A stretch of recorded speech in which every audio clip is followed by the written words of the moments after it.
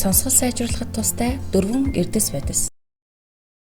Гадил буйцаа самар зэргийн сонсголын эрүүл мэндэд тустай тэжээллэг бодис агуулсан хүнсний бүтээгдэхүүний тоон багтдаг. Хүн эрүүл мэндээ хамгаалж, өвчнөөс урьдчилан сэргийлэхийн тулд хоол хүнснээс хангалттай шим тэжээл авч байх ёстой.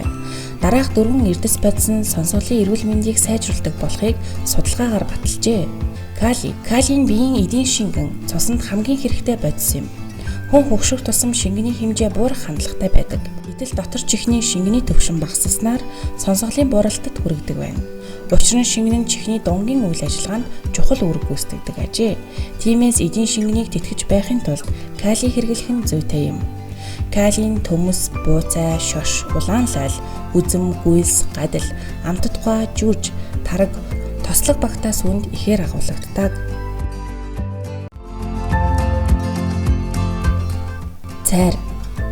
Цайр нь тэжээллэг бодисыг бодисын солилцоонд оруулж, дархлааг сайжруулан, биеийн эдисийг төлжүүлж, нөхөн сэргээх үйлчилгээ үзүүлдэг. Цайр нь дархлааг сайжруулж, ханиадны микробуудаас хамгаалж, чихний үрвслээс сэргийлнэ.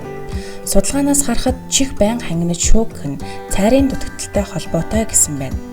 Та цайрыг төрөл бүрийн мах, вандуй, сэвэг зарам, шош, самар зэргээс авч болно. Полын хүчил. Б бүлгийн амин дэмүүдийн нэг болох полын хүчил нь эрүүл шин эцийг төлжүүлэхэд тусалдаг. Полын хүчлийн дутагдaltaй хүмүүс масчлалтай холбоотой сонсголын бууралтанд орох магадлалтай байдаг. Полын хүчлийг буйцаа, брокколи, аспарагус, шош, вандуй, сэвэг зарам зэрэг хүнсний бүтээгдэхүүнээс авч болно.